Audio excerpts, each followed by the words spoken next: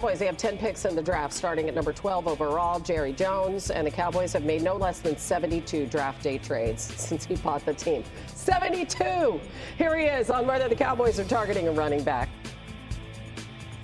I don't think that running back was as significant last year and us not getting where we wanted to go as you do, and maybe others. I don't. I think it was our offensive line. That was the bigger impact of the running back situation. Now, you say, well, but still, you didn't have that. You had an opportunity to get those kinds of running backs. We hit on a Murray in the 4th round here a few years back, and he was a doggone good running back. Ooh, look at that offensive line he had in front of him. Think about it. Think about it. Look at that offensive line that Zeke had in front of him. Can you cure the running game with the back? You can help it. In my mind. I mean, you can't argue with that, but still they need a running back. That's the first thing I think I've ever heard him say that I football-wise completely agree with. Yeah. They still need a running back, but they need an offensive line. Right. Yeah. So is that where they should go? I mean, they have the 12th You agree, pick. they should go online. Starting there at 12? I don't take running back if I'm the Dallas Cowboys that early. I think the class is deep. If I'm the Cowboys, I very much so entertain wide receiver at 12. I could see O-line if the right player's there. I actually think some of their young offensive linemen will take a huge step forward from year 1 to 2 or 2 to 3. I think Matthew Golden, Ted McMillan are probably two of the likeliest. CeeDee Lamb, he's a number 1. But J-Mac, you know, there's no reason to have a number 1 if you have to force the ball. Like, you want to take advantage of the number 1. So if you can get size with a Ted McMillan, who reminds me so much of Drake London, a completely different skill set than CeeDee Lamb, or a Matthew Golden, who's probably a little bit more of a burner, maybe. I mean, I think CeeDee's got plenty of speed as well. I just look back to last year, and when Dak was healthy, there was this, oh my goodness, he's forcing the ball to CeeDee Lamb. 4 touchdowns, 4 picks when he's throwing it to CeeDee Lamb. That should not be the case. Joe Burrow throws the ball to Jamar Chase. It's like 18 touchdowns, no interceptions type of thing. So I think the Cowboys very much so need to really entertain wide receiver at 12. And if it was me, if I had to pick one, it would be Ted McMillan. Yeah, they got some holes at defense, too, though. Yeah, they definitely do. They had Stephon Gilmore in today. He was in the building to try to get that cornerback position. But I wrote down Ted McMillan as well. And I think about what Dan just talked about, and he mentioned forcing the ball to your number 1 receiver. What allows you to open that space and why Joe Burrow is able to throw the ball to Jamar Chase is because T. Higgins is on the other side. And I experience it as that number 2 cornerback. When you can double team or play a safety over top of your number 1 option, the quarterback still wants to throw him the ball at least 10 times a game, and it gives you an opportunity as a defense to take the ball away. So getting a guy like Ted McMillan on the other side allows that open space for CeeDee Lamb. But I do think if they could go up and get a guy like Ashton Genty at the running back position, to your point of if you have offensive linemen that you feel like are going to develop, I think that's when the running back position can be different when you do have an offensive line. Yeah, they got 10 picks to play with. They got a lot of draft capital. Come on, GM. What do you think about what J-Mac just said? You think go up and trade up to go get Genty? What do you think? I think like jump Chicago? Yeah, I wouldn't do that just because I think they have so many holes. We as the Raiders going up to 3 to get Genty. Right, but Hannah, but you think about, they talked about one side of the ball, the other side of the ball, you lose guys like DeMarcus Lawrence. You still need another defensive tackle, a bigger inside linebacker. Jason mentioned corner. So to me, like, to trade up, you're not one player away. And if we're staying at 12, I actually would take Matthew Golden because of the explosive speed. You look at Philadelphia, you know, what they've done obviously with, you know, Devontae Smith, A.J. Brown. You look at the speed that the Dolphins have. Like, I think that's the one explosive element. Like, I think CeeDee Lamb's a really good player, but if they can hit a home run with Matthew Golden, that gives them something they haven't had. Over McMillan? What if McMillan's on the board? You take Golden? I like McMillan a lot. I think Dan mentioned Drake London. I see Mike Evans. I love the physicality, but the tiebreaker for me, the way this game's played now, it's speed.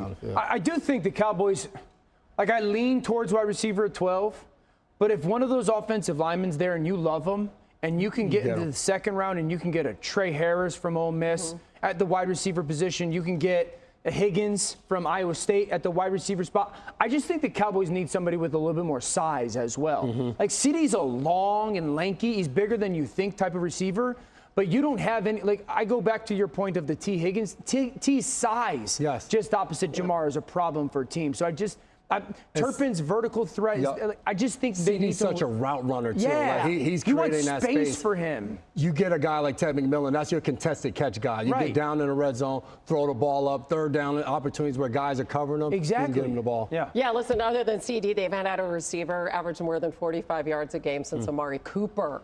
So there you go. For his former team in San Francisco, they continue to work out a new deal with former Mr. Irrelevant, Brock Purdy, who did arrive for the start of OTAs today. Here's GM John Lynch.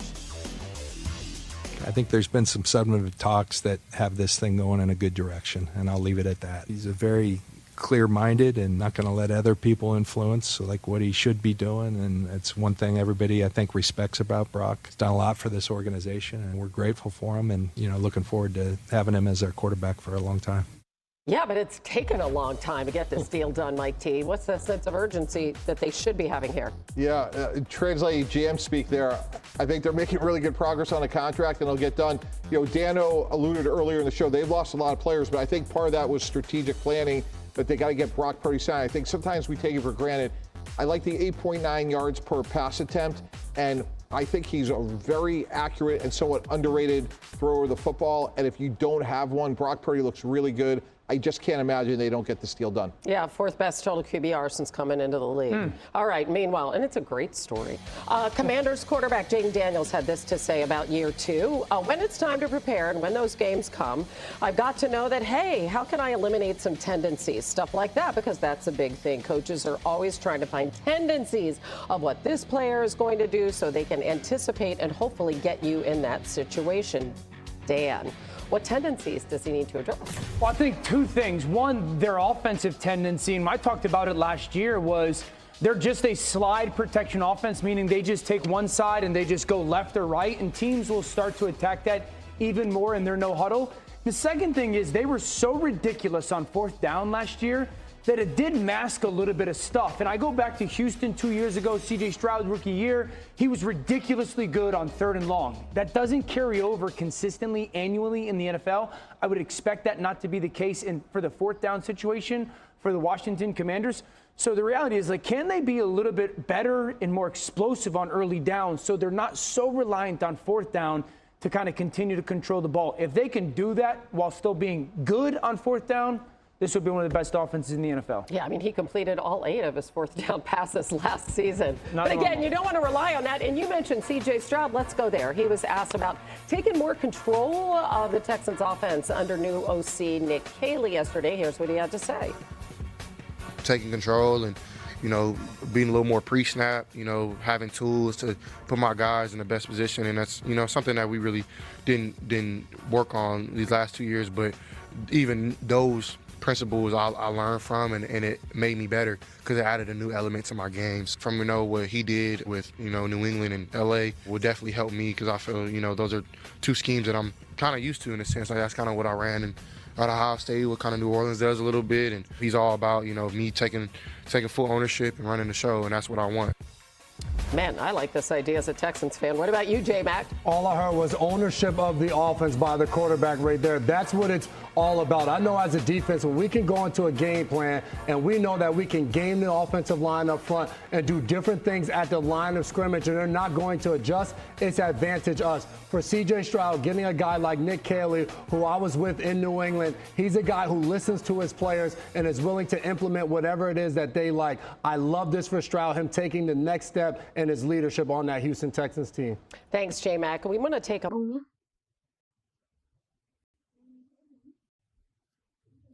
Gài gài xuống đây một chút. Cắt ngắn đi đi.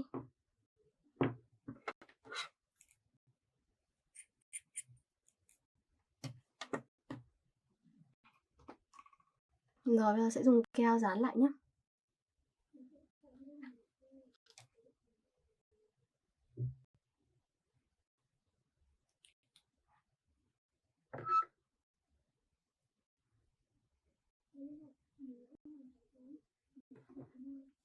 Rồi, bây giờ sẽ móc cái phần tiếp theo, màu xanh. Lại móc một cái hình tròn nhé.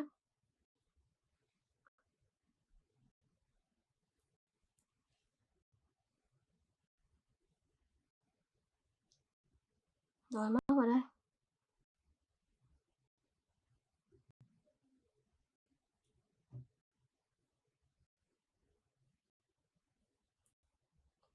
Tiếp tục móc những mũi nữa này.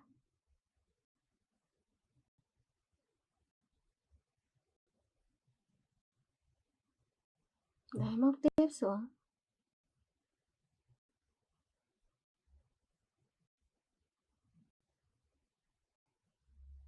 Đấy, mọi người cứ móc lần lượt như này là được.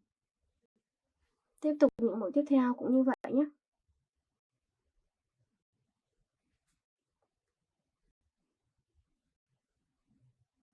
Đây, mũi tiếp theo. Cứ lần lượt cho đến hết.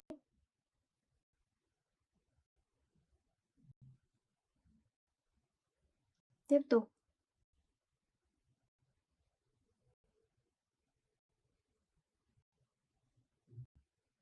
Cứ lần lượt này là được. Tiếp tục nhé mọi người.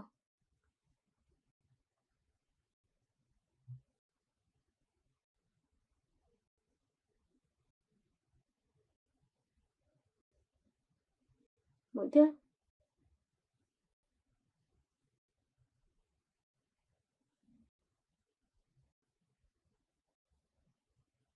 Đấy, mọi người cứ luân phiên như này là được nhé.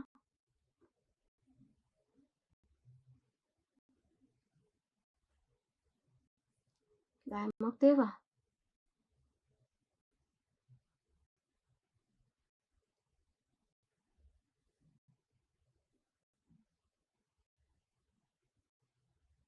Thêm một mũi nữa.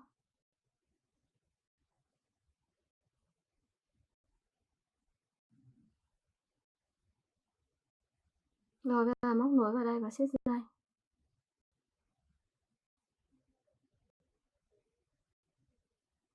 Móc vào. Mình cắt len đi.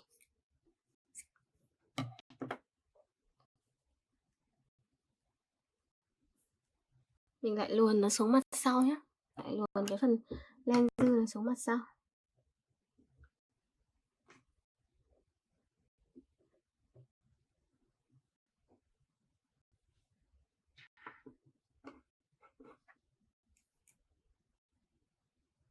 Đây, cắt đi.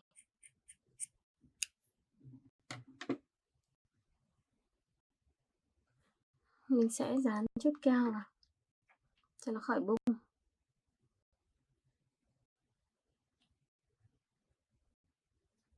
Đấy, được hai cái hình tròn. Bây giờ mình làm tiếp cái hình tròn tiếp theo. Đổi màu nhé. Dùng sang màu tím này. Dùng lại đúng 3 màu của cái bông hoa.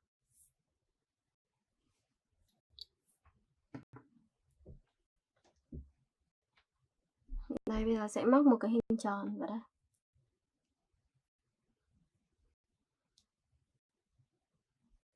Đây, móc vào đây.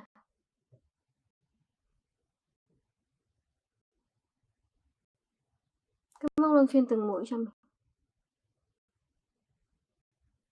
Tiếp nha mọi người.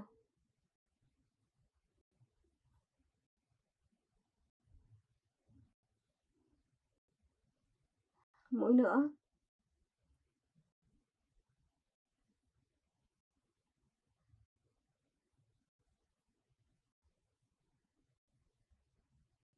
Cứ làm lần lượt như này là được nhé mọi người.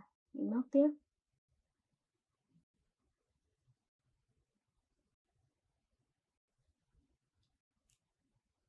Tiếp tục móc này.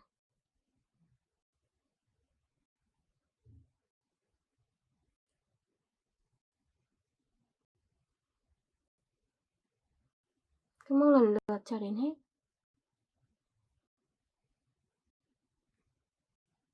Đây, mình móc tiếp một nửa nữa là sẽ xong cái hình tròn màu tím này nhá mọi người.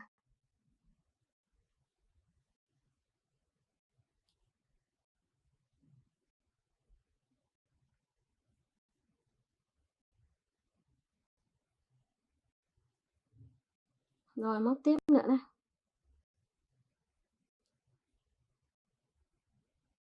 Mũi tiếp theo.